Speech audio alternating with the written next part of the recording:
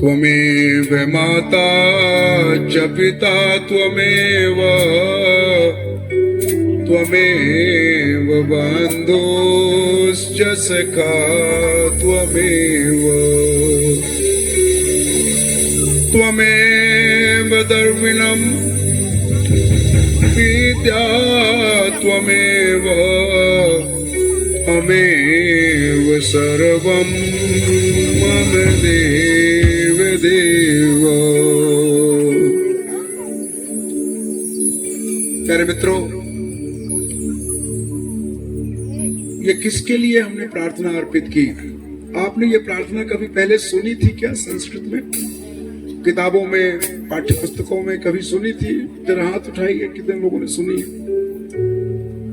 सुनी है, पढ़ी है? कुछ बच्चे जो पढ़ने लिखने वाले बच्चे होंगे उन्होंने पढ़ा होगा। ये परमेश्वर पिता, ये सृष्टिकर्ता, ये हम सब का बनाने वाला और पूरी कायनात को, पूरे जमाने को, सूरज चांद सितारे, नदी नाले, समुद्र, जितनी भी विशाल और छोटी चीजें हैं, कीट पतंगों से लेकर के बड़े बड़े जीव जंतुओं तक, चाहे वो जीवित हो और चाहे वो अजीवित हो, उन सब का बनाने वाला परमेश्वर वो हमारी माँ की तरह है। ये प्रार्थना ये कहती है कि हे पिता, तू जो मेरी माँ की तरह है, तुझमें मैं अपनी माँ की ममता को देखता हूँ। तू मेरे पिता की तरह है, जो मेरी सारी जरूरतों को पूरा करता है और हमारी रखवाली करता है। तू मेरे सहोदर की तरह है, भाई की तरह है, जिसके कंधों पे हाथ रख करके मैं चल सकता हूँ। और तू मेरे सखा की तरह है, मित्र की तरह है, जिससे मैं अपने दिल की बातें भी कर सकता हूँ। हे पिता, इतना ही नहीं, तू ही मेरी विद्या है, ज्ञान, बुद्धि, और तू ही मेरा धन है। द्रविड़ माने धन। तू ही मेरा धन है, मेरी संपत्ति है। और इस प्रकार से तू हमारा सब कुछ है। क्या आप उस परमेश्वर को, जो ये बाइबल का परमेश्वर है, पवित्र शास्त्र, इसको हम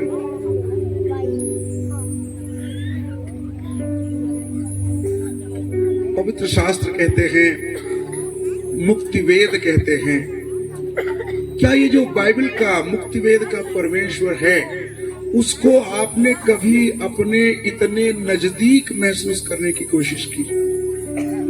आपने ग्रंथों में तो पढ़ लिया, किताबों में पढ़ लिया, कुछ आपको बता दिया गया, आपने उसको अपने मेमोरी में याद कर लिया, लेकिन क्या आपने अनुभव किया कि वो परमेश्वर हमारे इतना नजदीक है? परमेश्वर अनुभव करने की बात है। मैं इतना बूढ़ा नहीं हूं, मैंने अपना रूप रंग इस तरह से बना लिया है। अभी कुछ साल पहले ही मैं कोट पैंट टाई में एक बड़े ऑफिसर की तरह चलता था और मेरे आगे पीछे लोग रहा करते थे, लेकिन मेरी वो असली पहचान नहीं थी। मेरी असली पहचान ये है, क्योंकि जब उसको हम माँ की तरह, पिता की तरह, भाई की तरह, मित्र की तरह देखते हैं, तो हमें बालक बनना पड़ता है। क्या हमने कभी एक बालक की तरह, जैसे एक बालक, छोटा बालक अपने माँ को ढूंढता है अपने हाथों से, सोते हुए भी उसका हाथ माँ के शरीर में पड़ता है और माँ को समझ में भी आ जाता है कि बालक की जरूरत क्या है। क्या कभी हमने अपने उस परमेश्वर को, जो इतना बड़ा है, इतना महान है, लेकिन जो प्रेम में विवश हो करके हमारे इतने नजदीक आ गया है, क्या उस परमेश्वर को हम वास्तव में महसूस करते हैं? मेरे प्रियो, मैं बहुत सारी बातें करना चाहता हूं आपसे। समय और मौसम और मेरा कुछ स्वास्थ्य विपरीत है, लेकिन तब भी हम कुछ देर आपसे बातें करेंगे। ये परमेश्वर हमारे अनुभव की बात है। हम कितना भी ज्ञानी हो जाएं, हमारे पास बहुत सारी डिग्रियां हैं, बहुत सारी डिग्रीज हैं, लेकिन उन डिग्रीज के चलते हम परमेश्वर को नहीं जान सकते। इसमें बहुत बड़ी बड़ी बातें लिखी हैं, जैसा मैंने आपको गिनाया कि वो इस पूरे ब्रह्मांड का रचयिता है, वो कितना महान है। यदि उसका हम वर्णन करने लगे तो पूरे जीवन भर हम वर्णन करते रहे, कभी वर्णन खत्म नहीं होगा। वो इतना महान है, लेकिन वो हमारे और आपके प्रेम के प्रति अपनी विश्वास योग्यता को दर्शाने के लिए, अपने प्रेम को प्रकट करने के लिए हमारे और आप जैसे मानव का रूप ले लिया। और जब उस मानव रूप को, जब उस मानव रूप को स्वीकार करते हैं, हम उस पर विश्वास करते हैं, उस पर निर्भर करना प्रारंभ करते हैं। मेरे मित्रों, आप सभी लोग सुनिएगा, मैं किसी धर्म की बात नहीं करता, न मैं किसी धर्म का प्रचार करता, और न किसी धर्म के प्रचार से किसी का उद्धार होता है। ये सभी लोग सुन ले जो धर्म को मानने वाले लोग हैं। परमेश्वर प्रेम है, और प्रेम रूप में जब हम उसको जानते पहचानते हैं तो केवल उसी रूप में हमारी उसकी मुलाकात हो सकती है, नहीं तो उसकी पवित्रता, धार्मिकता, महानता और हमारे पाप, हमारे घिनौने काम पवित्र शास्त्र को जान लेने के बावजूद भी, परमेश्वर की पवित्रता का मानसिक ज्ञान अर्जित कर लेने के बावजूद भी, वही सारे कृत्यों में, कर्मों में हम लगे रहते हैं जैसे कि हमें कुछ पता ही नहीं है। लेकिन वो हमारे हृदय को जानता है, हमारे मन को जानता है। लेकिन इसमें एक वचन लिखा है कि प्रेम सारे अधर्मों को कवर कर लेता है, ढांक लेता है। पाप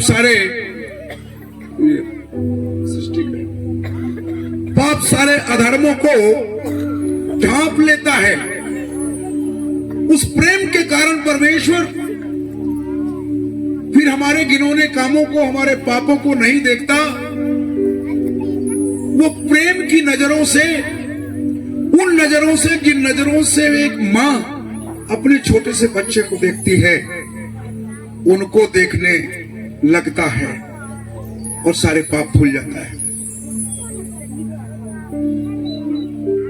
अनेक ऐसी गाथाएं हैं इसमें। परमेश्वर ने पूर्व में सूचना दे रखी, सब कुछ समझा रखा अपने नबियों के माध्यम से, तब भी उसके लोग वही गलती बार बार करते रहे। लेकिन परमेश्वर टस से मस नहीं हुआ अपनी बातों में, उसके प्रेम में कहीं कोई कमी नहीं दिखी, वो निरंतर बनी रही। ये कब होता है? जब हम उसके उस मानव रूप को व्यक्तिगत रूप से जान लेते हैं, उसे ग्रहण करते हैं, उसे स्वीकार करते हैं। हम पवित्र शास्त्र में यूहन्ना के 1:12 में पढ़ते हैं, संत यूहन्ना 1:12 में एक वचन लिखते हैं, 11:12 में, कि वो अपनों के बीच में आया। अपनों के बीच में आया मतलब मानव के बीच में आया, जिनका रचयिता है वो, जिनका वो बनाने वाला है, उनके बीच में आया, लेकिन उन्होंने उसे ग्रहण नहीं किया, उन्होंने उसका स्वागत नहीं किया। परंतु जितनों ने उन्हें ग्रहण किया उनको उसने परमेश्वर की संतान होने का अधिकार दिया, यानी अपनी संतान होने का ही उसने अधिकार दे दिया। क्योंकि संतान के अपराधों को स्वाभाविक तौर से माँ बाप न केवल नजरअंदाज करते हैं बल्कि माफ भी करते हैं। और इस रूप में जैसे आप और हम माँ बाप के रूप में अपने बच्चों की कमजोरियों को नजरअंदाज करते हैं, उसी तरह से ठीक ठीक परमेश्वर ने मेरे प्रियो हमारे गुनाहों को नजरअंदाज किया। और इसलिए आज हम यहाँ पर बैठ करके उसकी आराधना कर सकते हैं, उसकी प्रशंसा कर सकते हैं। ये सैद्धांतिक बात नहीं है। मैं जो एक बात पे जोर देना चाहता हूं, ये सैद्धांतिक बात नहीं है, ये कोई लेक्चर नहीं है, ये कोई प्रवचन की बात नहीं है, ये अनुभव की बात है। हमें परमेश्वर के उस प्रेम का अनुभव करना है और उस प्रेम में ही उसके प्रति हम समर्पित हो सकते हैं। और उस प्रेम में ही वो हमसे एक नादान बालक की तरह, एक नादान बालक समझ करके हमारी गलतियों को, त्रुटियों को नजरअंदाज कर सकता है, इग्नोर कर सकता है और हमसे प्रेम कर सकता है। तो आज से, मेरे पास समय होता तो मैं आपसे दोहराता, आज से ये इस प्रार्थना को वस्तुतः करने का अधिकार उनको है जिन्होंने मानव रूप में, उसके अवतार रूप में, जिसको हम मसीह यीशु कहते हैं, जिसने मसीह यीशु के रूप में उसे स्वीकार किया, ग्रहण किया, विश्वास किया कि हाँ वो मानव पुत्र बनकर के आया है ताकि हमारे पापों के प्रायश्चित के लिए स्वयं को बलिदान कर सके और उसमें हम विश्वास करके अपने पापों का पश्चाताप कर सके और उससे क्षमा याचना कर सके और क्षमा प्राप्त कर सके। जो उसको इस रूप में स्वीकार करता है, जो उसको इस रूप में स्वीकार करता है कि हाँ वो प्रभु है, वो परमेश्वर का पुत्र है, वो मसीह है। मसीह का मतलब होता है जो हमारे गुनाहों को अपने सर पर रखने के लिए नियुक्त किया गया हो। परमेश्वर पिता के द्वारा ये व्यवस्था की गई है, ये नियुक्ति की गई है। जब हम इन बातों को स्वीकार करते हैं तो सहज ही हम परमेश्वर के पुत्र और पुत्रियां बन जाते हैं। उस तरह के पुत्र और पुत्री जो परमेश्वर को ग्रहण योग्य हैं। न केवल हम उसे ग्रहण करते हैं, जब हम मसीह के रूप में उसे ग्रहण करते हैं तो हम पिता के लिए ग्रहण योग्य हो जाते हैं, संतान के रूप में, उनके पुत्र और पुत्रियों के रूप में। सवाल ये उठ सकता है कि बाकी लोग जो यीशु को प्रभु करके नहीं स्वीकार करते, क्या वो परमेश्वर की संतान नहीं है? वो परमेश्वर की संतान है, वो परमेश्वर की संतान है, लेकिन परमेश्वर से उसके रिश्ते टूटे हुए हैं। पापों के कारण वो परमेश्वर के नजदीक नहीं है, वो परमेश्वर के घर में नहीं है। परमेश्वर से उन्होंने अपने रिश्ते बिगाड़ लिए हैं। इसलिए संतान होकर के भी वो उनकी संतान नहीं है। जैसे कि एक उड़ाऊ पुत्र की कहानी हम पढ़ते हैं पवित्र शास्त्र में, जो पुत्र तो था पिता का, लेकिन पुत्र होकर के भी उसका पुत्र नहीं था, क्योंकि वो अपने गुनाहों के कारण, पापों के कारण घर छोड़ करके चला गया था। ये जो दृष्टांत मुक्ति वेद में, पवित्र शास्त्र में दिया गया है, वो इसी बात को निरूपित करने के लिए दिया गया है कि किसी को ये गुमान न हो जाए कि संतान तो हम भी हैं। हम संतान तो हैं, लेकिन हमने अपने रिश्ते बिगाड़ लिया है और इसलिए हम अधिकार खो दिया है संतान होने का। लेकिन उस परमेश्वर ने अपने प्रेम के कारण ये सबको अवसर दिया है। मेरे भारत के लोगों, मेरे भाइयों एवं बहनों, मेरे देश के नागरिक लोगों, मेरे ऋषि पुत्रों और पुत्रियों, ये किसी धर्म की बात नहीं है, ये रिश्ते की बात है, रिलेशनशिप। सभी ने जाने अनजाने तरीके से गुनाह करके परमेश्वर से अपने रिश्ते बिगाड़ लिए हैं। लेकिन परमेश्वर हमसे प्रेम करता है, वो नहीं चाहता है कि हम नष्ट हो जाएं, भ्रष्ट हो जाएं, हमेशा के लिए नरक चले जाएं। वो स्वयं अवतरित होता है यहाँ, और ये उसके लिए बहुत कठिन काम है। आपको अपने घर से निकल करके यहाँ मीटिंग हॉल में आने में बहुत देर लगती है, कितनी तकलीफ होती है। जो लोग आप लोग अपने अपने घरों से थोड़ा थोड़ा सामान लेकर के यहाँ पर आए होंगे, आपको बहुत सारी असुविधाएं हो रही होंगी, कितनी तकलीफ होती है। वो परमेश्वर जो स्वर्ग में था, जहां लाखों करोड़ों स्वर्गदूत उसकी अर्दली में लगे थे, जहां कोई पीड़ा नहीं थी, कोई दर्द नहीं थी, कोई मृत्यु नहीं थी, कोई दुर्गंध नहीं थी, जहां सोने की रोड थी, जहां अमृत फल लगते थे, अमृत जल बहते थे, उन सारी जगहों को छोड़ करके वो इस पृथ्वी पर आ गया। आपको क्या लगता है ये मामूली बात है? वो आ गया हम अपवित्र पापी गुनाहगार लोगों की मदद के लिए। अरे धर्म कर्म भूल करके, कर्म कांड भूल करके, बाकी सारी बातें भूल करके, बड़े विनम्र हृदय से, नम्र हृदय से, कृतार्थ भाव से, कृतज्ञता के साथ, धन्यवादिता के साथ उस परमेश्वर का हमें सबको स्वागत करना चाहिए, ताकि जहां से आया है वही हमको लेकर के जा सके। और ऐसा उसने वायदा भी किया है। इससे बड़ी बात ये क्या हो सकती है? हम भेद की बात करते हैं, धर्म भेद की बात करते हैं, वर्ग भेद की बात करते हैं, नस्ल भेद की बात करते हैं, ऊंच नीच की बात करते हैं, जाति पाति की बात करते हैं। ये मैं बोल रहा हूं जो सौभाग्य से एक ब्राह्मण घराने में, जिसको लोग ब्राह्मण कहते हैं, उच्च जाति कहते हैं, वहां जन्म पाया हुआ व्यक्ति हूं।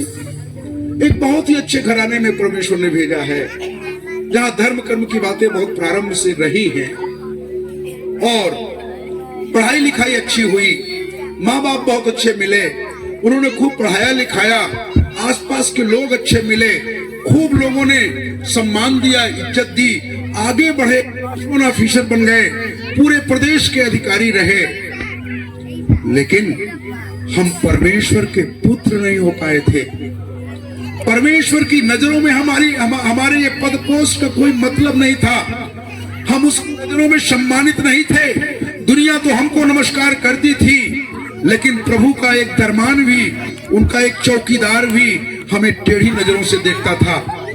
क्या आपको, जिन्होंने यीशु को प्रभु के रूप में स्वीकार नहीं किया है, क्या आपको कभी ऐसी अनुभूति होती है?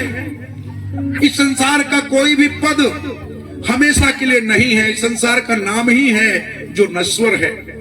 इस संसार का दूसरा नाम नश्वर है। यहाँ की कोई भी बात स्थायी नहीं है। आज है कल नहीं रहेगा। माइक ठीक करिएगा। आज है कल नहीं रहेगा। ये संसार ये है। लेकिन एक संसार और है जो कभी नष्ट नहीं होता, विनष्ट नहीं होता, जो सत संसार है, जो शाश्वत संसार है। मेरे प्रियो, उस संसार का निवासी मसीह इस मृत्यु लोक में केवल इसलिए आया कि हमारे और आप जैसे लोगों को वो शाश्वत, वो परम पद, वो शांत शाश्वत स्थान प्रदान कर सके जो अनंत काल का है। यहाँ कोई धर्म आड़े नहीं आता और न यहाँ कोई धर्म मददगार होता। यहाँ केवल आत्मा और परमात्मा के बीच के संबंध की बात है। जिसने उस टूटे हुए संबंध को समझ लिया, उसके दर्द को, उसकी पीड़ा को, उसकी विभीषिका को और उसके परिणाम को जान लिया, और जिसने इस जीवन के रहते हुए उस रिश्ते को सुधारने की कोशिश कर ली, और कोशिश केवल ही करनी है कि अपने आप को उपलब्ध करा देना है। मनुष्य की सबसे बड़ी समस्या यह है कि वो उपलब्ध रहते हुए भी उपलब्ध नहीं रहता। जैसे आप में से बहुत सारे लोग यहाँ पर उपलब्ध तो हैं लेकिन फिर भी उपलब्ध नहीं है। आपके दिमाग में हो सकता है कहीं कोई और बात चल रही हो, आपको हो सकता है घर याद आ रहा हो सकता है कोई और चिंता सता रही हो। यही स्थिति संपूर्ण मनुष्यता की है कि हम उपलब्ध हो के भी उपलब्ध नहीं रहते। लेकिन यदि उसके लिए हम उपलब्ध हो जाएं तो वो हमको अपना स्वर्गीय स्थान देने के लिए न केवल तैयार है बल्कि वो चाहता है कि हमको वो स्वर्गीय स्थान प्रदान करे। बोले प्रभु यीशु मसीह की, बोलिए प्रभु यीशु मसीह की। अरे इतना कम आपकी आवाज में इतना जोश नहीं है, मतलब आपको इसकी गहराई समझ में नहीं आ रही है। मेरी आवाज दबी हुई जरूर है, वैसे मेरी आवाज बहुत अच्छी है, लेकिन मौसम के चलते, यात्राओं के चलते है, लेकिन हमारे अनुष्ठान में कमी नहीं है, हमारे समर्पण में, कमिटमेंट में कमी नहीं है। मैंने कल ही कहा था कि मौसम तो आते हैं और चले जाते हैं, दिन आते हैं, रातें बीतती हैं, लेकिन कुछ चीज हमारे जीवन में ऐसी होती है जो अनवरत एक सी बनी रहती है, और वो होता है प्रेम। और जब परमेश्वर के प्रति आपके पास प्रेम है तो कुछ भी हो वो प्रेम हमेशा बना रहता है। और प्रेम वही है जो हमेशा होता है, वो प्रेम नहीं है जो सिचुएशनल है, जो परिस्थिति के अनुरूप होता है। उसको हम प्रेम नहीं कहते हैं, उसको हम लालसा कहते हैं, इंग्लिश में लस्ट कहते हैं, तृष्णा कहते हैं।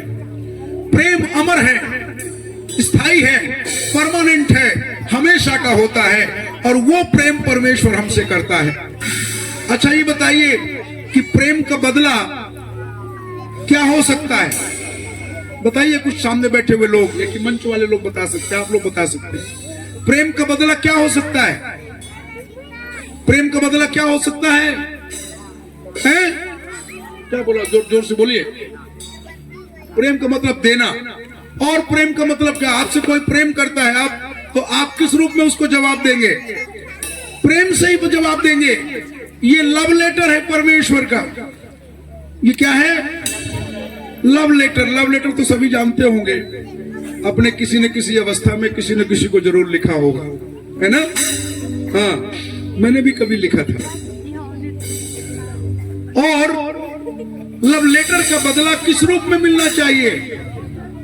लव लेटर के रूप में मिलना चाहिए मेरे प्रियो।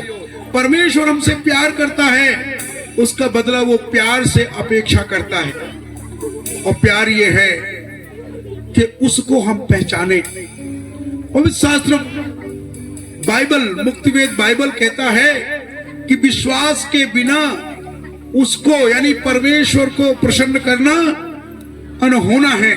यानी प्रेम में विश्वास शामिल होता है।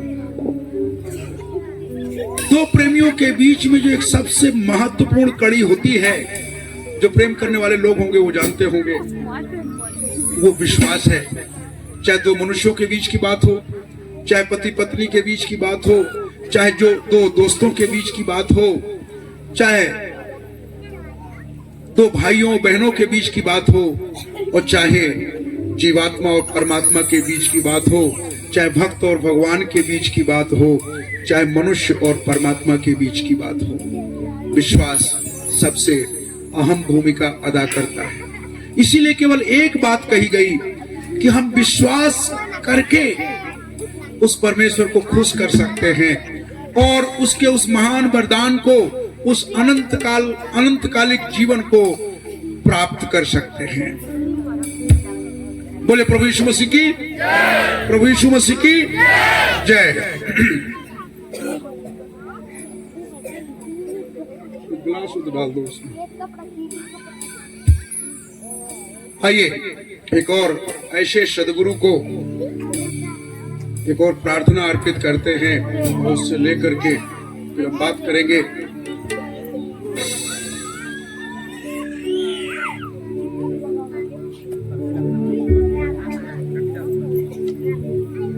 मेरे साथ जो लोग इन शब्दों का अर्थ समझेंगे वो लोग बड़े ध्यान पूर्वक इन बातों को मनन करने का प्रयास करेंगे। आगे फिर उनका हम विश्लेषण करेंगे।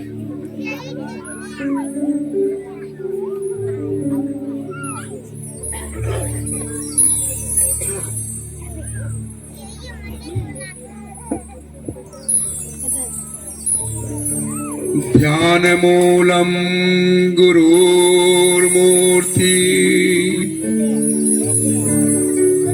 भक्ति मूलम गुरुर्पदम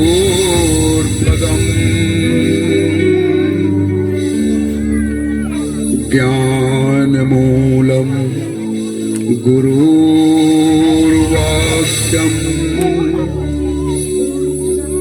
मोक्ष मूलम गुरुर्कृपा।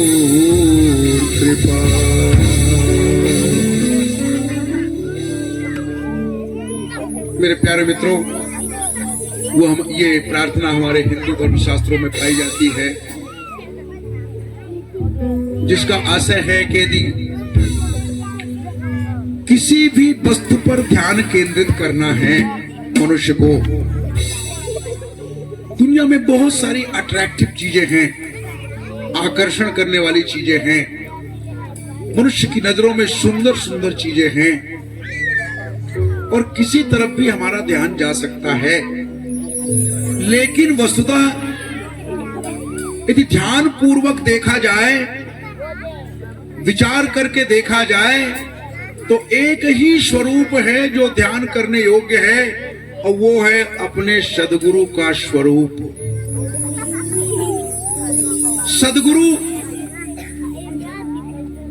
3 शब्दों से मिलकर बना हुआ है। सद माने अच्छा, सद माने शुभ, सद माने पवित्र और सद माने जो हमेशा का है, जो अनवरत है, जो अपरिवर्तनीय है।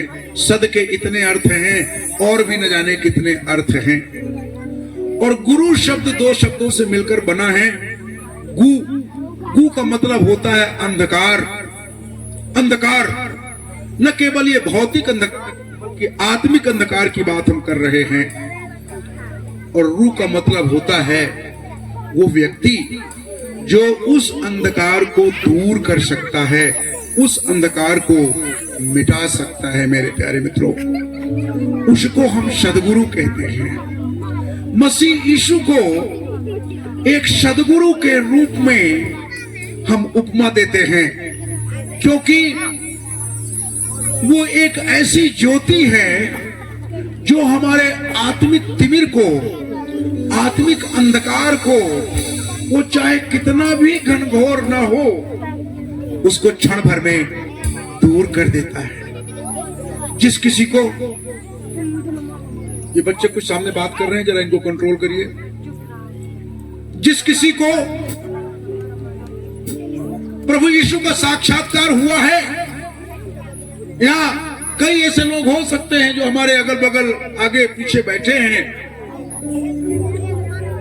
जिन किसी को भी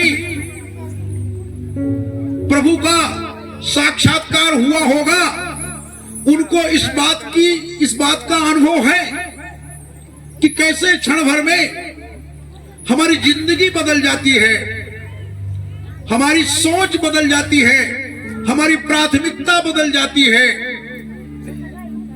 निकोदेमस को यह बात समझ में नहीं आ रही थी।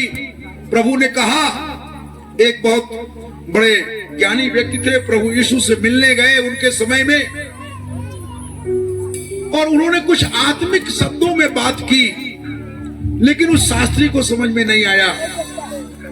और ये एक बड़ी विडंबना है। आज भी बहुत सारे शास्त्रियों को, पंडितों को प्रभु की बातें समझ में नहीं आती हैं। अभी भी वो धर्म कर्म के भेद में ही पड़े रहते हैं, उनको ये बातें समझ में नहीं आती हैं।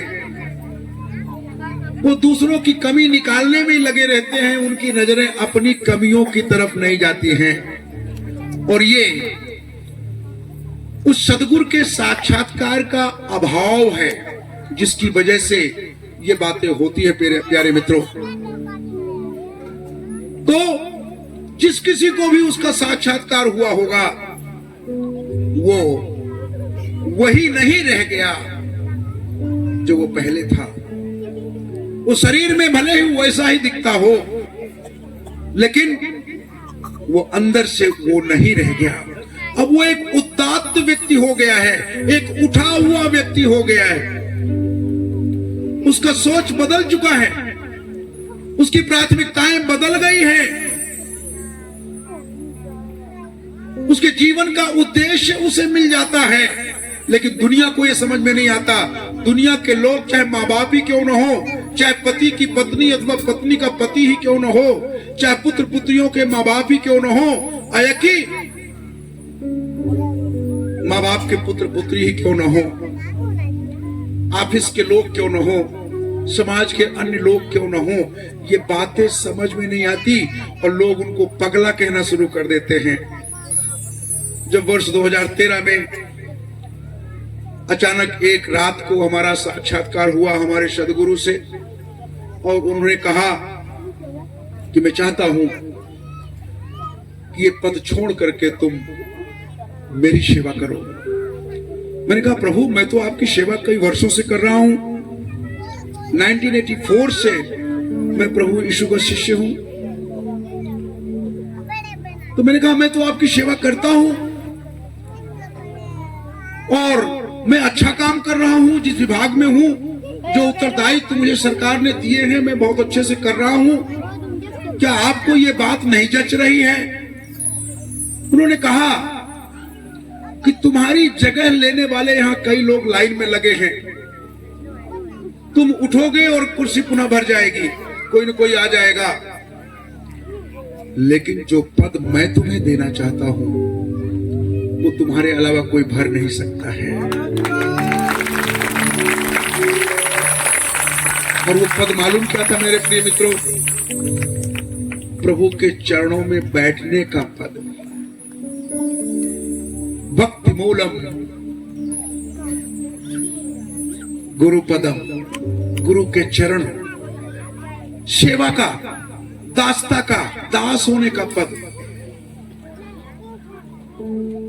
जो परमेश्वर की दास का पद, सर्वेंट होने का पद। मैं सभी परमेश्वर के लोगों, भक्त लोगों से बात कर रहा हूं, जो सेवक लोग हैं। इससे बड़ा यदि हम उसको समझें, कई बार उस पद की अहमियत को हम नहीं समझते, क्योंकि हमारे भक्ति में कहीं न कहीं अभाव रहता है, हमारे विश्वास में अभाव रहता है। दुनिया का सबसे बड़ा पद सदगुरु के चरणों के निकट बैठने वाला पद है, और इससे बड़ा कोई पद नहीं है, क्योंकि उसके चरणों में बैठ करके भक्त भगवान के बराबर हो जाता है और वास्तव में वो अधिकार प्राप्त करता है, जो वो चाहता है वो करता है, बशर्ते वो नैतिक है, बशर्ते वो परमार्थ का है, बशर्ते वो लोक सेवा का है। परमेश्वर के पास स्वार्थ की जगह नहीं है।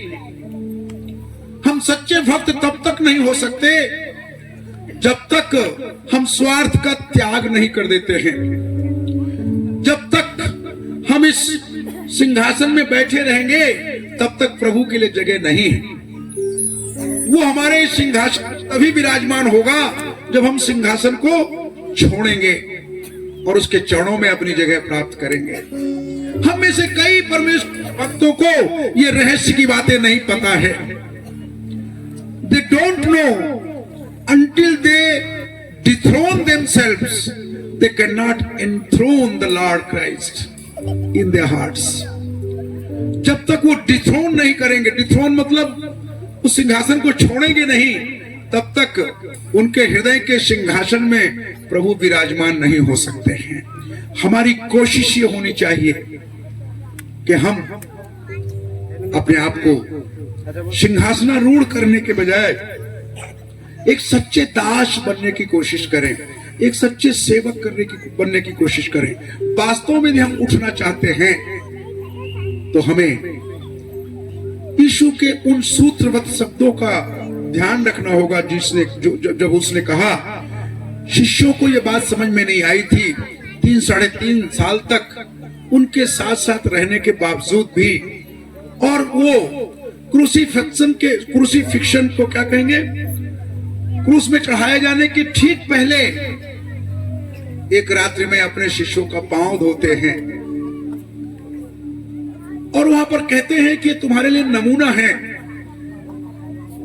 और तुम में से यदि कोई बड़ा बनना चाहे तो वो छोटा बने। ये भक्ति है। भक्ति गीत गाना नहीं है, भक्ति उछल कूद मचाना नहीं है। भक्ति है अपने को समाप्त करना, अपने को तोड़ देना, अपने को मिटा देना अपने गुरुवर के लिए, और अपना सर्वस्व उसको अर्पित कर देना। और जो इस भक्ति के भाव को समझ लेता है वो परमेश्वर की नजरों में सबसे उठा हुआ व्यक्ति होता है। यदि आपको परमेश्वर की नजरों में उठना है, यदि आपको परमेश्वर की नजरों में उठना है, तो आप अपने को छोटा करो, अपने अहम को छोटा करो, अपने प्रतिष्ठा पाने की इच्छा को खत्म करो, और तब आप परमेश्वर की नजरों में उठ जाएंगे। परमेश्वर की आशीष आपको मिलेगी।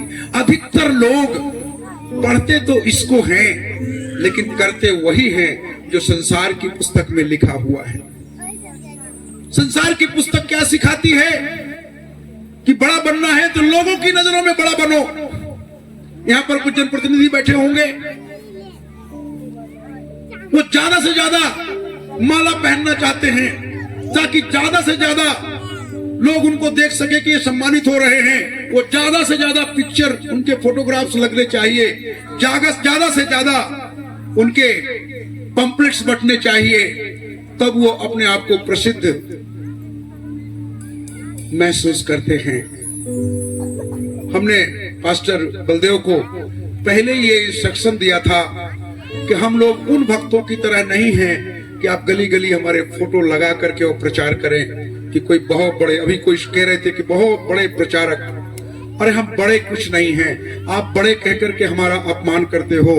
हम तो सम्मानित तब महसूस करते हैं जब आप हमको छोटा कहो, क्योंकि जब हम छोटे होते हैं तब बड़े होते हैं। ये राज किसी और ने नहीं, हमारे प्रभु ने हमें सिखाया है। प्रभु यीशु ने स्वयं कहा है कि तुम गुरु नहीं कहलाना, गुरु केवल मैं हूं, और गुरु एक है, और गुरु बनना सहज नहीं है। गुरु बनने के लिए हमें क्रूस की यात्रा करनी पड़ती है, हमें क्रूस में टंगना होता है, और हमें मृत्यु वहन करनी होती है। वो हमारे बस में नहीं है, हम ऐसा नहीं कर सकते, हम में से कोई भी ऐसा नहीं कर सकता है। आप और किसी नाम से जाने जा सकते हैं, लेकिन गुरु तो एक ही है मेरे प्रियो। और वास्तव में यदि आप उसके गुरु की नजरों में उठना है तो आपको उसके सामने झुकना है। झुकना ये शारीरिक नहीं, आत्मिक झुकाव होना है। मिट जाने के नाम को ही हम अध्यात्म कहते हैं। जो जितना मिटना सीख लिया वो उतना बड़ा आध्यात्मिक व्यक्ति हो गया। यदि आप वचन पढ़ते हैं तो वचन यही सिखाता है जो मैं बोल रहा हूं। वचन ये नहीं सिखाता है जो हम करते दिखते हैं। हमको परमेश्वर की नजरों में यदि बड़ा होना है तो हमें छोटा होना है। इसको हम भक्ति कहते हैं। ध्यान मूलम गुरुर मूर्ति। हमें यीशु के अलावा कुछ दिखना नहीं चाहिए, हमें उसके क्रूस के अलावा कुछ दिखना नहीं चाहिए। जहां धरती और आसमान मिल जाते हैं, जहां घृणा, ईर्ष्या, द्वेष, वैमनस्यता, तमाम सारे भेद खत्म हो जाते हैं और पूरी मानवता एक हो जाती है। उसके ये फैले हुए दोनों हाथ सारे संसार को एक कर देते हैं, जोड़ देते हैं। ये जो खड़ा जो लकड़ी का टुकड़ा जो खड़ा हुआ है, ये धरती और आसमान को जोड़ने का प्रतीक है। ये मानव को उस परमात्मा से जोड़ने का प्रतीक है। ये जीवात्मा और परमात्मा के मिलन का प्रतीक है। ये कोई धर्म का चिन्ह नहीं है। इसको गले में लटका करके घूमने से कुछ नहीं होने वाला। ये त्याग का प्रतीक है, ये वैराग्य का प्रतीक है। ये प्रेम का प्रतीक है। परमेश्वर ने हमारे प्रति प्रेम के लिए अपने पुत्र को बलिदान कर दिया। परमेश्वर के प्रति प्रेम दिखाने के लिए हमने क्या बलिदान किया? हमने क्या बलिदान किया? क्या हमने मानसिक, शारीरिक, आत्मिक कोई त्याग किया है? हमने क्या छोड़ा? यदि हम जस के तस हैं,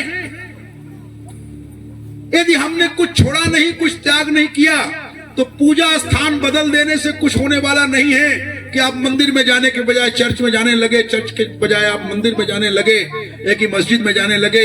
ये पूजा स्थान बदल देने से कुछ होने वाला नहीं है। अभी भी आप उसी चक्कर में हैं जिसको हम संसार कहते हैं। अभी आप सांसारिकता से मुक्त नहीं हैं। ये हमारे लिए सौभाग्य है, और ये सौभाग्य तभी तक है जब तक इस दुनिया में आप जिंदा हैं।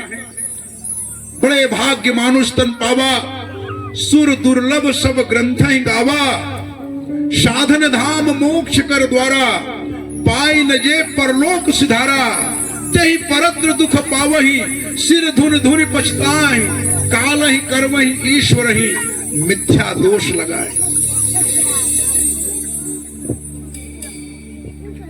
दुनिया पर दोष लगाते रहेंगे, ईश्वर को भी हम नहीं छोड़ते हैं, उसके ऊपर भी दोष लगाते हैं। लेकिन जब तक ये साधन धाम है, ये जीवन है, तभी तक अपने परमेश्वर से रिश्ता सुधार लेने का वक्त है। नहीं तो वक्त गुजर जाएगा और मिट्टी मिट्टी में मिलकर के रह जाएगी, कुछ होगा नहीं। भागवत पुराण कहता है, मानुषम लोकम मुक्ति द्वारम, ये मनुष्य जीवन जो है मुक्ति का द्वार है। यदि मनुष्य का जीवन पाकर के हमने मुक्ति का साक्षात्कार नहीं किया, मुक्ति का मतलब है अपने परमेश्वर से बिगड़े हुए संबंधों को हमने रिस्टोर नहीं किया, पुनर्स्थापित नहीं किया, पुनः व्यवस्थित नहीं किया, तो ये जीवन व्यर्थ है। आदि शंकराचार्य जी कहते हैं कि 3 चीजें जीवन में बड़ी महत्वपूर्ण हैं। 3 चीजें जीवन में बहुत महत्वपूर्ण हैं। वो 3 चीजें क्या हैं? दुर्लभम त्रयमेवैव तद्देवा अनुग्रह हेतुकम। 3 चीजें जीवन में बहुत दुर्लभ हैं और वो परमेश्वर के अनुग्रह से ही प्राप्त होती है। सीधा सीधा इसका अर्थ ये है। वो 3 चीजें क्या हैं? मनुष्यत्वम, मुमुक्षत्वम, महापुरुष संश्रय। वो विद्वान जो 7वीं 8वीं शताब्दी का एक स्थापित विद्वान था, जिसने पूरे भारतवर्ष की यात्रा की, उत्तर से दक्षिण से उत्तर, पूर्व से पश्चिम, और एक तरह से सबको पराजित किया अपने प्रवचन से और अपने वाद विवाद से, और एको ब्रह्म द्वितीयो नास्ति की एक बहुत ही मूल्यवान स्थापना की। यद्यपि कि वेदों में और उपनिषदों में केवल एक ईश्वर की बात है। यहाँ 33 करोड़ देवी देवता नहीं है, जो कहते हैं वो गलत है, ये कहीं लिखा नहीं है, ये केवल इंटरप्रिटेशन है, रॉन्ग इंटरप्रिटेशन है। यहाँ एक ही ईश्वर की बात है।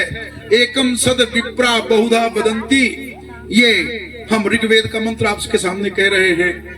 एक ही सत्य है, और विद्वान लोग उसको अलग अलग शब्दों से परिभाषित करते हैं, संबोधित करते हैं।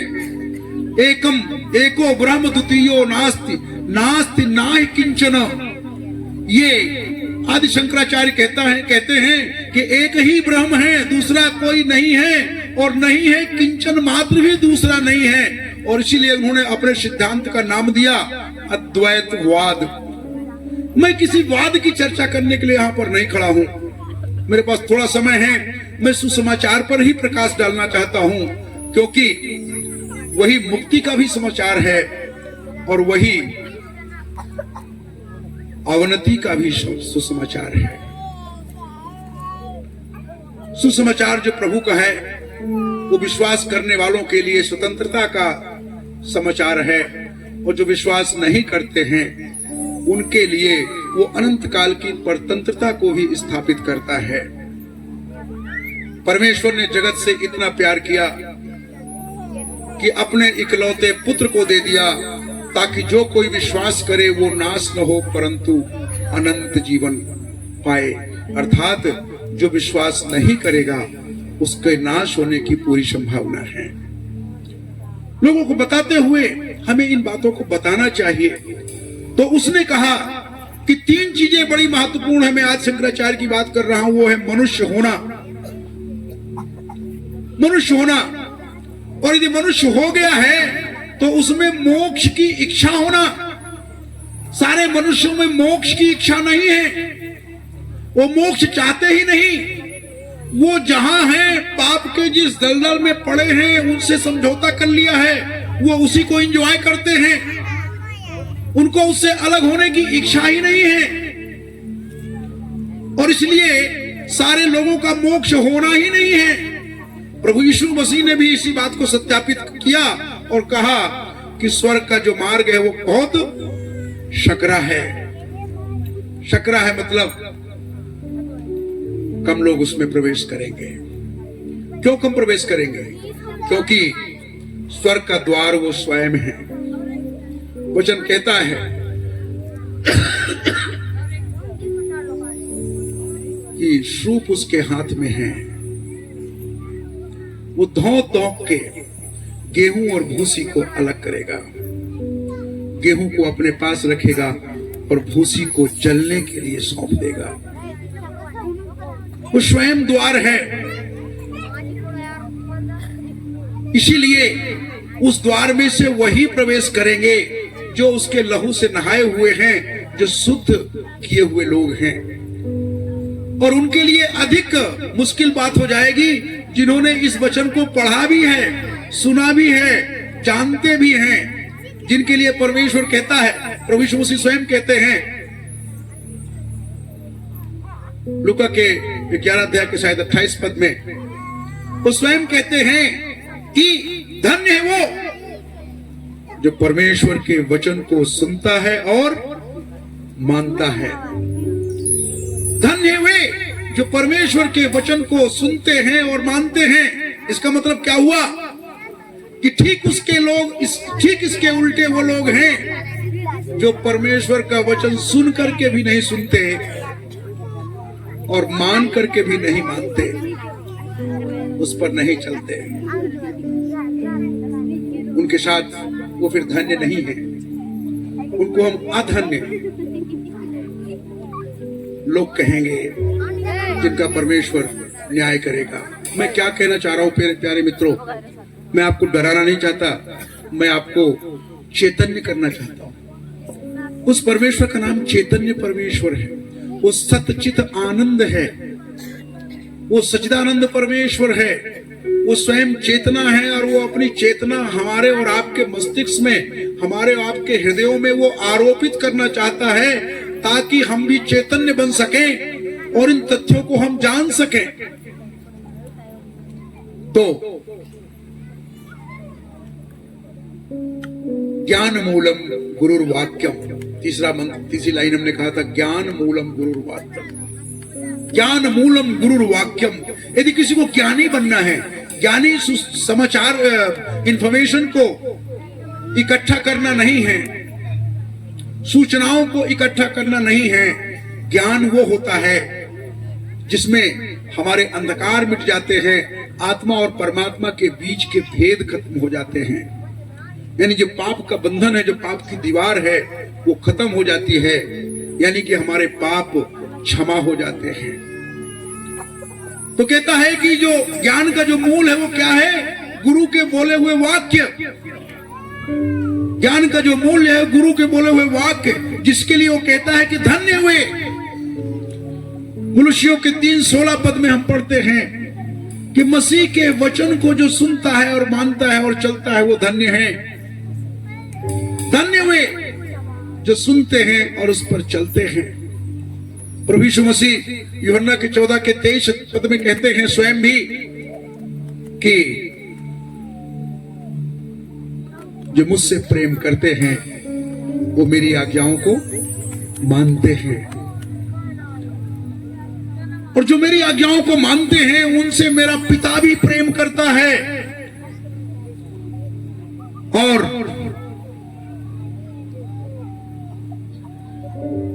मैं भी प्रेम करता हूं और हम दोनों उसके हृदय में प्रवेश करना चाहते हैं, उसके पास रहना चाहते हैं।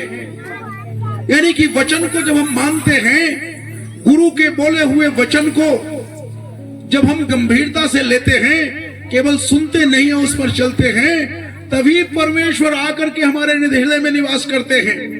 और जब वो निवास करते हैं तभी हम धन्य होते हैं।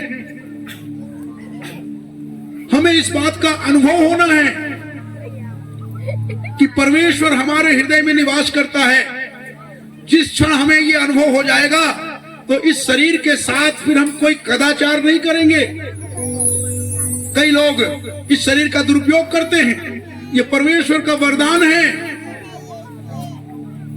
लेकिन इसका हम दुरुपयोग करते हैं नशा करके, शराब पी करके, व्यभिचार करके, तंबाकू खा करके, गुटखा खा करके, न जाने क्या क्या कर करके हम इस शरीर को बर्बाद करते हैं। यदि ऐसा है तो फिर ये परमेश्वर का मंदिर तो नहीं हो सकता, तुम्हारा शरीर तो जरूर है कुछ दिनों के लिए। तुम जैसा चाहो वैसा उसको कर लो।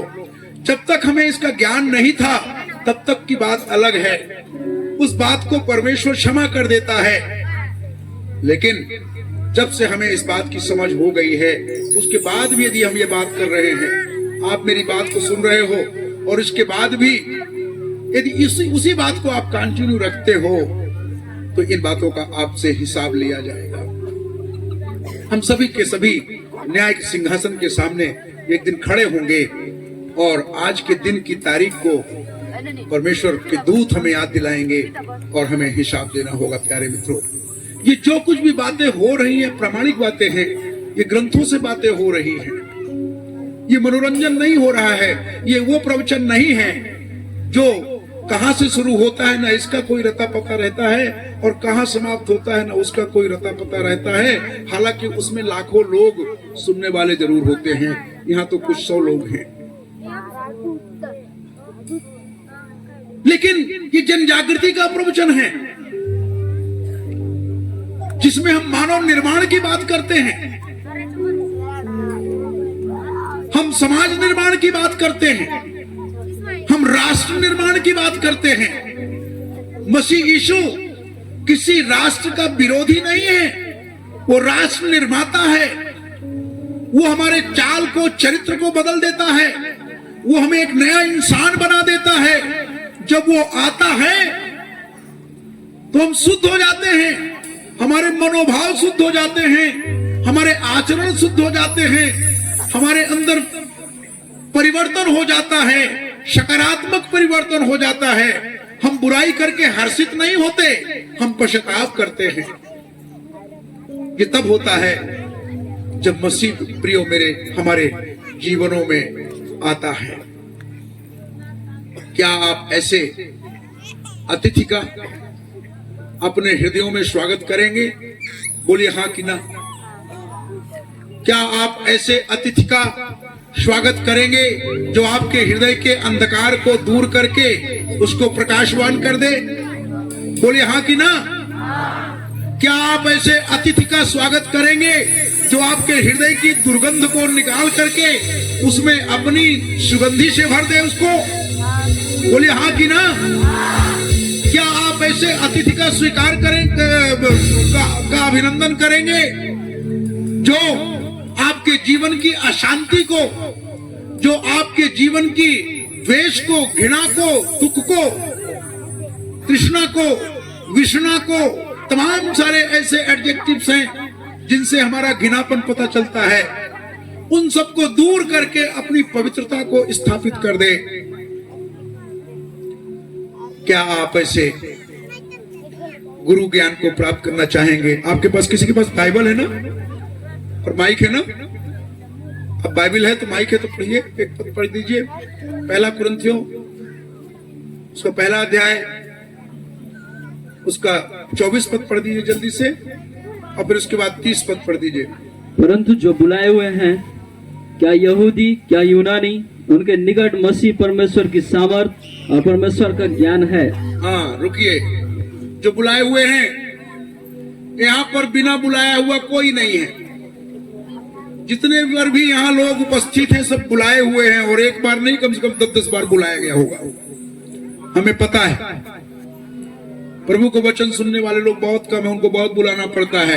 यदि कोई हीरो आ जाए, कोई हीरोइन आ जाए, कोई दूसरी तरह का कार्यक्रम हो जाए, तो वहां बिना बुलाए ही लोग पहुंच जाते हैं। इससे आप लोगों के चाल और चरित्र को और उनके जीवन की प्राथमिकता को समझ सकते हैं कि वास्तव में वो नाश होने के लिए कितने तत्पर हैं, वो बर्बाद होने के लिए कितने तैयार हैं। लेकिन जब बनने की बात आती है, निर्माण की बात आती है, संरचना की बात आती है, नया बनने की बात आती है, तो कितने गिनती के लोग आते हैं और कितने बार बुलाने पर आते हैं। तो क्या पढ़ा आपने कि चाहे यहूदी हो, क्या यूनानी, चाहे, दोबारा पढ़िए, चाहे यहूदी हो चाहे यूनानी, क्या यहूदी क्या यूनानी, उनके निकट मसीह परमेश्वर की सामर्थ और परमेश्वर का ज्ञान है। मसीह परमेश्वर की सामर्थ, चाहे जो भी हो। यहाँ दो शब्दों का इस्तेमाल किया गया है, क्योंकि जिस पृष्ठभूमि में मसीह का जन्म हुआ था वहां यहूदी थे, यूनानी थे। यूनानी उस समय के बड़े विद्वान लोग माने जाते थे, जैसे भारत के हमारे ऋषि मुनि बड़े विद्वान माने जाते हैं। और यहूदी घराने में उनका जन्म हुआ था। यहूदी अपने को ज्यादा सभ्य, पवित्र और धार्मिक व्यक्ति समझते थे, और यूनानियों को थोड़ा सा भटका हुआ है कि परमेश्वर से नहीं डरने वाले लोगों के रूप में कहते थे, और उनके बीच में बहुत उठन बैठन नहीं होती थी, मित्रता के भाव नहीं रहते थे। इस बात को ध्यान में रख करके लेखक कहता है कि चाहे यहूदी हो चाहे यूनानी, मसीह परमेश्वर की सामर्थ और परमेश्वर का ज्ञान है। हम ज्ञान की बात कर रहे हैं, आप वो परमेश्वर का ज्ञान है, वो स्वयं ज्ञान बन करके आया है। ज्ञान एक भाववाचक संज्ञा है और मसीह एक व्यक्तिवाचक संज्ञा है, लेकिन वो भाव जो है वो व्यक्ति का रूप ले लिया, जिसको हम कहते हैं एम्बॉडीमेंट। वो जो भाव है उसने आकार ले लिया, जैसे शब्द आकार ले लिया, शब्द देहधारी हो गया, ऐसे वो जो मसीह है वास्तव में वो शब्द है, वो एक भाव है, एक व्यक्ति है जो आत्मिक रूप में है।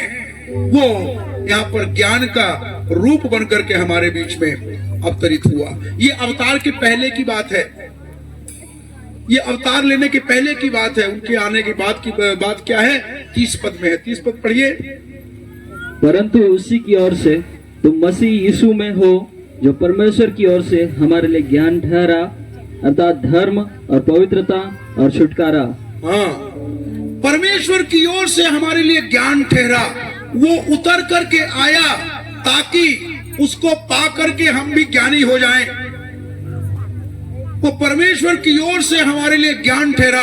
ये जगत में अंधकार था, एक सदगुरु की सदैव से यहाँ पर अपेक्षा रही है। और मैं एक बड़ी अच्छी बात बता दूं कि भारत में इतने ऋषि मुनि हुए, लेकिन किसी ने भी अपने को सदगुरु नहीं कहा और न कहलवाया। ये बात बहुत कम लोगों को पता होगी। यहाँ के लोग जानते थे कि सदगुरु कौन है। सदगुरु वो है जो सदैव रहता है, और सदगुरु वो है जो अंधकार रहित है। और उसको जान लेने के बाद फिर अंधकार रहता नहीं है। ऋग्वेद यजुर्वेद का एक मंत्र है, वो कहता है, वेदाहमेतम पुरुषम महात्मा तिथवर्णम तमसः परस्तात। यानी कि उस पुरुष को वेदाह माने जानना बहुत जरूरी है, जो आदित्य वर्ण का है। और कैसा आदित्य, महात्मादित्य वर्णम, जो हजारों लाखों सूर्य के ज्योति से भी बढ़कर के है। तमसा परस्तात, तमस माने अंधकार, जिसमें तमस की, अंधकार की रत्ती मात्र भी उपस्थिति नहीं होती है, उसको छू नहीं सकता है। उस पुरुष को जानना बहुत जरूरी है। इसमें कुछ पढ़ा है, उस पुरुष को जानना बहुत जरूरी है। और फिर आगे वो लिखता है तमेव विदित्वाति मृत्यु में दी नान्या पंथा विद्यते अनाय। त्वमेव विदित्वाति मृत्यु में दी, उसको जान करके ही मृत्यु से बचा जा सकता है। ये सांसारिक शारीरिक मृत्यु की बात नहीं है, आत्मिक मृत्यु की बात है। परमेश्वर हमारी शारीरिक मृत्यु से चिंतित नहीं है, हालांकि हम लोग ज्यादा उसी से चिंतित रहते हैं, हालांकि वो भी पाप का ही परिणाम है।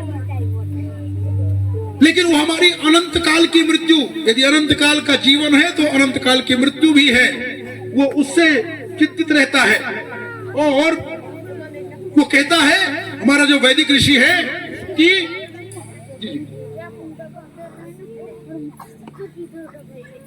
माफ करिएगा, कि उसको जानने के अलावा मृत्यु से बचने का कोई मार्ग नहीं है। तमेव विदित्वाति। हे पुरुष, ये पुरुष कौन है? ये वास्तव में मसीह है, जिसको यहूदियों ने मसीह कहा और भारतीय ऋषियों ने उसको पुरुष कहा। पुरुष मतलब मैन, मनुष्य। लेकिन अभी वो अजन्मा था, वो शब्द रूप था, आत्मा रूप था, और जब उसने जन्म लिया तो उसका नाम यीशु पड़ा।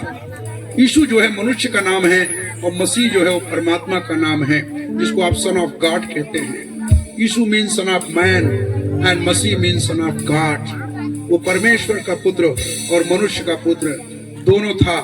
वो एक में ही परमेश्वर भी था और मनुष्य भी था, जिसको हमारे संतों ने, ऋषियों ने नरहरि रूप नाम दिया है, नारायण रूप नाम दिया है। मेरे प्रिय मित्रों, हमारे वेदों ने कहा है कि उसको जान लेने के अलावा मृत्यु से बचने का, अर्थात मुक्ति से बचने का और कोई दूसरा उपाय नहीं है। ये एक मंत्र कह रहा हूं, सैकड़ों मंत्र मैं आपको सुना सकता हूं, लेकिन वैदिक मंत्र कह रहा हूं, जो प्रमाणिक हैं, जो किसी कवि के ऐसे लिख दिए हुए नहीं है, किसी ऐसे कमेंटेटर के लिखे हुए नहीं है, वो प्रमाणिक हैं। उनको श्रुति ग्रंथ कहा जाता है, यानी कि ईश्वर ने बोला और किसी ने लिखा है। जैसे बाइबल को हम श्रुति ग्रंथ कहते हैं, यानी पवित्र आत्मा ने लिखवाया है, किसी मनुष्य का लिखा हुआ नहीं है। इसी तरह से वेद भी हैं। और मेरे मसीही भाइयों बहनों, वेदों उपनिषदों की इज्जत करना सीखो। वो शैतान के वाक्य नहीं, वो सदगुरु मसीह के ही वाक्य हैं। वहां पर भी परमेश्वर से प्रेम करना सिखाया गया है। वहां पर भी इस तरह की बातें लिखी हैं जैसा मैं बोल रहा हूं, जो कहते हैं कि बिना उस गुरु को जाने तुम मृत्यु से नहीं बच सकते हो।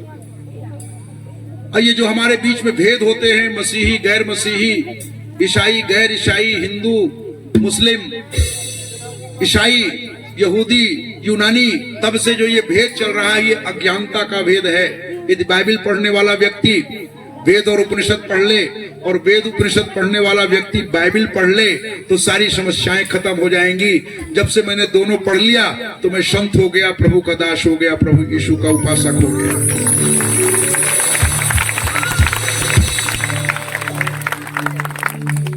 सारी समस्या की जड़ हमारी अज्ञानता है, और अज्ञानता की जड़ है कि इन वचनों को हम पढ़ते नहीं हैं, और यदि पढ़ते हैं तो मानते नहीं हैं। अभी उस अंधकार से हम मुक्त नहीं हुए हैं। और प्रभु रोज देखता है, आप जितना नाचते कूदते हो, उछलते हो, उतने उसको गुस्सा आता है कि ये बिना समझे बूझे नाच कूद रहे हैं। समझ बूझ करके नाचो कूदो तो वो भी आपके साथ नाचेगा और कूदेगा। हम लोग भी डांस करते हैं, गाना गाते हैं, साधु जी को आप सुनते हैं, वो भी हमारे साथ डांस करता है। कल ही जब हम शाम को गाना गा रहे थे तो हमने पवित्र आत्मा का प्रचलन देखा यहाँ, और हम खुश हो गए।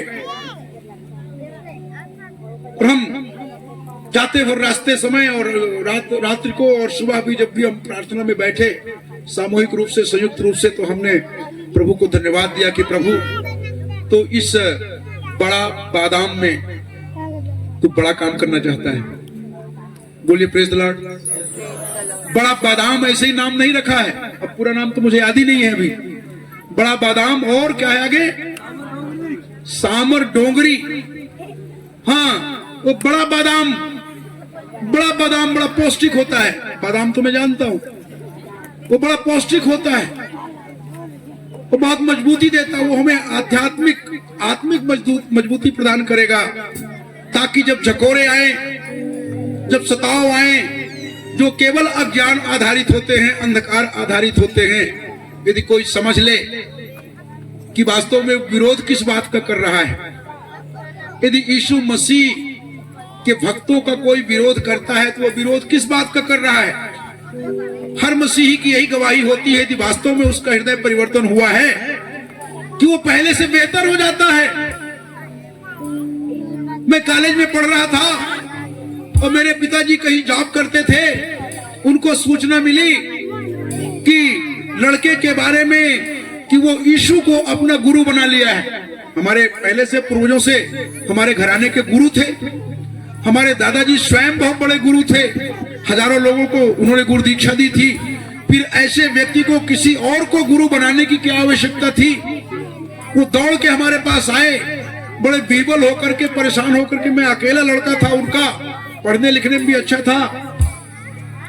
उन्होंने कहा, बेटा मैंने तो तुम्हारे बारे में बहुत सोच रखा है कि तुम IAS अधिकारी बनोगे, बड़े अधिकारी बनोगे, समाज का, देश का कल्याण करोगे। ये मैं क्या सुन रहा हूं। मैंने कहा, आपने क्या सुना मुझे नहीं पता है, लेकिन एक बात पता है मुझे कि मैं कल तक जैसा था उससे आज बेहतर हो गया हूं। मैं कल तक जैसा था वैसा अब नहीं रह गया, उससे बेहतर हो गया हूं। क्या आपको मेरी बातों पर विश्वास है? उन्होंने कहा, हाँ मुझे अपने पुत्र की बातों पर विश्वास है। इसके पहले का जो मेरा रिकॉर्ड था, ट्रैक रिकॉर्ड था, वो अच्छा था। पढ़ने लिखने में अच्छा, लड़ाई झगड़ा नहीं करना, बुरी आदतों से बचा रहना, इस तरह की बहुत सारी बातें थी। तब भी दुनिया भर के पाप थे अंदर, जो हर किसी के पास होते हैं, उनको बताने की आवश्यकता नहीं है। पापो हम पाप कर्मा हम पापात्मा पाप संभवा त्राहि माम पुंडरीकाक्ष सर्व पाप हर हरे। जाऊं कहां तज चरण तुम्हारे, तुलसी कहते हैं, देव दनुज मुनि नाग मनुज सब माया विवश विचारे। जाऊं कहां तज चरण तुम्हारे, कहां जाऊं? देव दनुज मुनि नाग मनुज सब, जितने गिना दिया हमने 8-10, इन्हीं की तो शरण लेते हो आप। किसी न किसी दादा के पास, बाबा के पास, किसी न किसी संत के पास, इन्हीं के पास तो जाते हैं। किसी न किसी देवता का नाम लेके जाते हैं। तुलसी स्वयं कह रहे हैं विनय पत्रिका में कि देव दनुज मुनि नाग मनुज सब माया विवश विचारी। ये सब बेचारे हैं, ये स्वयं लाचार हैं, ये सब स्वयं पाप से बंधे हुए हैं। जैसे पौलुस कहता है रोमियो के 7 अध्याय में कि मैं कितना अभागा मनुष्य हूं, what a Richard man I am. अब कैसे अभागा हूं कि मैं करना अच्छा चाहता हूं लेकिन मैं बुरा करता हूं, और मैं बुरा नहीं करना चाहता लेकिन तब भी बुरा ही करता हूं, अर्थात मैं पाप का गुलाम हूं। मैं कितना अभागा मनुष्य हूं। लेकिन वो अंत करता है तो कहता है कि हम पिता परमेश्वर का धन्यवाद करते हैं कि मसीह को भेज करके उसने हमें पाप की गुलामी से मुक्ति प्रदान कर दी है। उसने हमें पाप की गुलामी से मुक्ति प्रदान कर दी है। मेरे प्रियो, हमारे धर्मग्रंथों में, आप महाभारत में पढ़ते होंगे, एक अच्छा चरित्र जिसको युधिष्ठिर कहते हैं, और एक बहुत बुरा चरित्र जिसको हम क्या कहते हैं, दुर्योधन कहते हैं। दुर्योधन से लोगों ने सवाल किया, ये पांडव गीता में लिखा है। दुर्योधन से लोगों ने सवाल किया कि भाई दुर्योधन, युधिष्ठिर और तुम तो एक ही राजमहल में पले पुसे हो, तुम दोनों को एक ही किचन से खाना मिला है, एक ही तरह के सेवक थे, तुम दोनों के एक ही टीचर थे, गुरु द्रोणाचार्य। फिर युधिष्ठिर धर्मराज कहे जाते हैं और तुम अधर्म का ठेका ले रखे हो, तुमको लोग अधर्मी कहते हैं। ये क्या बात है, ये क्या हो गया? ये कोई ना युधिष्ठिर, न कोई द्रोणाचार्य, न कोई दुर्योधन, ये हम और आप सभी लोग हैं। हम पापी होकर के भी धर्मात्मा बने रहते हैं, और कुछ लोगों के पाप प्रकट हो जाते हैं तो वो अधर्मी लोग हो जाते हैं, और कुछ हमारे जैसे शिक्षक होते हैं जो वर्ग भेद करते हैं, किसी को हम धर्मात्मा सिद्ध कर देते हैं और किसी को हम दुरात्मा सिद्ध कर देते हैं। ये सब मनुष्य की कहानी है जो महाभारत में संकेतों के रूप में लिखी हुई है। जिसको नहीं जानता है वो जान ले, और जिसको कोई चर्चा करनी हो, विमर्श करना हो, वो अलग से आके कभी बैठ ले। भोपाल में रहता हूँ, आ जाएगा, हम चर्चा करेंगे। ऐसे बहुत सारे विद्वानों से चर्चा होती है मेरे प्रिय मित्रों, और लोगों की समझ टूटते हैं, समझ के बंधन टूटते हैं। तो उसने क्या कहा, जानामि धर्मम न च मम प्रवृत्ति, धर्म क्या है मैं जानता हूं, लेकिन उस तरफ मेरी कोई प्रवृत्ति नहीं है, कोई इच्छा नहीं होती। जानामि अधर्मम न च मम निवृत्ति, अधर्म क्या है मुझे ये भी पता है, लेकिन उससे निकल पाने का मुझे रास्ता नहीं सूझता है, मेरी इच्छा नहीं होती है निकल पाना। जैसे एक शराबी की स्थिति होती है, रोज सुबह पश्चाताप करता है, पत्नी के हाथ पांव जोड़ता है, कहता है आज शाम को आऊंगा तो ठीक ठाक आऊंगा, पी के नहीं आऊंगा। ऐसा होता है कि नहीं? लेकिन शाम जब आती है तो पुनः वो वही करता है जो पिछली शाम किया रहता है। रोज यही हालत होती है। केनापि देवेन हृदय स्थितेन यथा नियोक्तोऽस्मि तथा करोमि, न जाने कौन एक देवता मेरे हृदय में निवास करता है, वो जैसा तय कर देता है मैं वैसे ही करता हूं। चाहे दुर्योधन की कथा हो, चाहे पौलुस की कथा हो, चाहे राजेंद्र द्विवेदी की कथा हो, चाहे आपकी सबकी कथा हो, हम सब मनुष्यों की प्रियो एक ही कथा है कि हम पाप के बंधन में हैं, पाप की गुलामी में हैं, और उससे छूटने का कोई मार्ग नहीं है। और इसीलिए परमेश्वर को दया आई और वो कृपा करके इस जगत में आया और हमारे पापों की कीमत चुका दी। हमें केवल विश्वास करना है, विश्वास करके उसको अपना प्रभु और अपना उद्धारकर्ता स्वीकार करना है। प्रभु स्वीकार करने का मतलब क्या हुआ? अपना मालिक स्वीकार करना है। फिर वो जैसा कहेगा वैसे ही करना है। प्रभु कोई शब्द नहीं है, प्रभु एक कृपा है, एक क्रिया है। फिर हमको वैसे ही करना है जैसे यीशु ने कहा यूहन्ना के 15-14 में, क्या कहता है वो 14-15 में, कि यदि कोई मुझसे प्रेम करे तो मेरी आज्ञा का पालन करे। यानी यदि आप आज्ञा का पालन नहीं करते हैं तो आप प्रेम नहीं करते। कोई बच्ची यदि कहे कि माँ मैं तुमसे बहुत प्यार करती हूँ, आई लव यू, लेकिन माँ कहे उत्तर जाओ जाए दक्षिण को, तो वो झूठ बोलती है, वो प्रेम नहीं करती। इसी तरह से कोई भक्त कहे कि प्रभु मैं तुमसे बहुत प्यार करता हूँ, लेकिन प्रभु की आज्ञा को न माने, प्रभु को प्रभु न माने, उससे बिना पूछे काम करे, मनमानी करे, तो नकली भक्त है वो। वास्तव में उसको शब्दों में प्रभु कहता है, आत्मा में उसने प्रभु का स्थान उसको नहीं दिया है। आप कैसे भक्त बनना चाहते हैं? आज्ञाकारी भक्त कि अनाज्ञाकारी भक्त? तो आज्ञाकारी भक्त यदि बनना चाहते हैं तो मेरे इस मंत्र को ध्यान में रखिए जो अभी हमने कहा कि भक्ति मूलम गुरुर पदम, उसके सामने छोटा बनिए। जो महर्षि यूहन्ना थे, उन्होंने क्या कहा कि मैं तो उसके बंद भी खोलने लायक नहीं हूं, वो मैं चाहता हूं कि वो बढ़े और मैं घटूं। ये छोटे छोटे सूत्र हम क्यों अपने जीवन में नहीं उपयोग में लाते हैं? प्रभु हमारे बहुत पेशेंट हैं, वो बहुत धैर्य रखते हैं, हमें मौका देते हैं, हजारों लाखों मौका देते हैं, 7 बार नहीं 7 का 70 बार हमको मौका देते हैं। लेकिन क्या हम मौका ही तलाशते रहेंगे कि कभी सुधरेंगे भी? हम कभी पश्चाताप करके, विश्वास करके आज्ञाकारी बनेंगे और आगे बढ़ेंगे कि उसी कक्षा में हम बार बार फेल होते रहेंगे? यदि बच्चा जन्म ले ले और न बढ़े, बच्चा स्कूल में प्रवेश कर ले और एक ही कक्षा में पढ़ता रह जाए, 15 साल का 20 साल का हो जाए और उसी पहली कक्षा में रह जाए, तो ऐसे विद्यार्थी को हम क्या कहेंगे? हम क्या कहेंगे ऐसे विद्यार्थी को? आप लोगों के पास शब्द नहीं क्या? ऐसे विद्यार्थी को क्या कहेंगे? हम उसको एक एबनॉर्मल, कोई कह रहा है गधा। अरे गधा तो कल स्वामी जी ने कहा कि गधा बहुत अच्छी चीज है, क्योंकि गधा में प्रभु यीशु सवार होते हैं। पर उसको ये स्वीकार तो हो जाए, वो स्वीकार नहीं करता है। गधे को स्वीकार है कि वो गधा है और वो लादने के काम आता है। कोई भी चीज उसमें रख दीजिए वो चल देता है, कोई भी बैठ जाए वो चल देता है। लेकिन हम गधे भी नहीं हैं, क्योंकि हम स्वीकार नहीं करते हैं अपनी अज्ञानता को। गधा होना तो बड़ी अच्छी बात है। अभी कल भी हम कुछ बात करेंगे और हम बातें करेंगे। जो विषय चुना है आपके अग्रजों ने, लीडर्स ने, वो यूहन्ना 14:6 चुना है। आज हमने पृष्ठभूमि तैयार की है, उसमें बहुत सारी परतें हैं, वो बहुत बड़ा विषय है। उसमें 365 दिन चर्चा की जा सकती है, बोला जा सकता है। तो कितनी चर्चा हो पाएगी ये तो ईश्वर ही जाने, लेकिन उस पे हम कुछ चर्चा करेंगे। आज हमने एक पृष्ठभूमि तैयार की है। जितने लोग आज उपस्थित हैं, कल अनिवार्य रूप से उपस्थित रहें और भले ही अपने साथ इक्के दुक्के और भी लेके आए तो बहुत अच्छा होगा।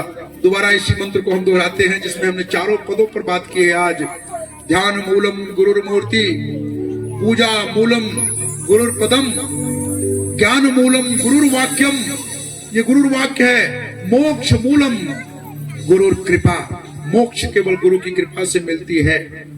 किसी को भी अच्छे कर्मों के द्वारा मुक्ति नहीं मिली है, केवल परमेश्वर के अनुग्रह से, हमारे विश्वास के द्वारा मिली है। मेरे प्रियो, ये परमेश्वर का अनुग्रह सबके लिए उसी तरह से उपलब्ध है। वीडियो के माध्यम से और ऑडियो के माध्यम से पूरे देश में ये खबर जानी चाहिए कि वो परमेश्वर का अनुग्रह सबके लिए उपलब्ध है, उसी तरह से जैसे सूरज सबके लिए चमकता है। लेकिन विश्वास क्या है? घर की खिड़की है। जो खिड़की खोल देते हैं उनके घर में, कमरे में लाइट, जो प्रकाश है सूरज का, अपने आप पहुंच जाता है। जो विश्वास रूपी खिड़की खोल देते हैं, जो जाति बिरादरी ऊंच नीच के भेद में न रह करके परमात्मा से अपने आप को बड़ा नहीं मानते हैं, उसको प्रभु स्वीकार करते हैं, उद्धारकर्ता स्वीकार करते हैं, तो उनके कमरे में भले ही कितना भी घनघोर अंधेरा ना रहा हो, विश्वास की खिड़की से वो सूरज की ज्योति अंदर आ जाती है और कमरे के अंधकार को दूर कर देती है, अर्थात आपके हृदय के अंधकार को दूर कर देती है और आप ज्योतिर्मय हो जाते हैं। और हमारे बृहदारण्यक उपनिषद की वो प्रार्थना को उत्तर मिल जाता है जिसमें ऋषि प्रार्थना करता है, तमसो मां ज्योतिर्गमय। हे पिता परमेश्वर, हमें अंधकार से जीवन ज्योति की ओर ले चलो, क्योंकि वो ज्योति स्वयं चल करके इस पृथ्वी में आ गई है।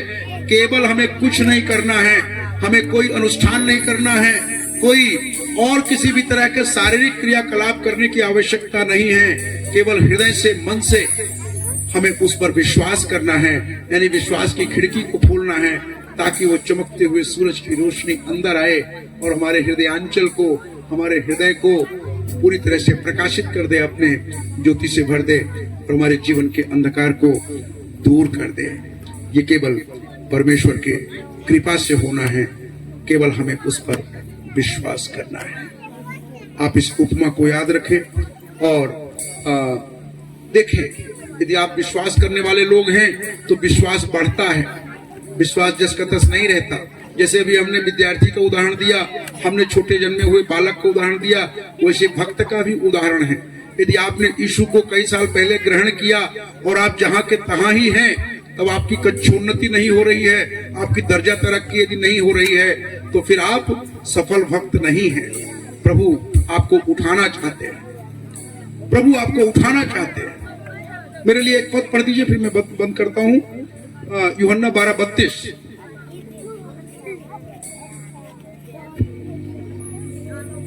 संत यूहन्ना 12:32।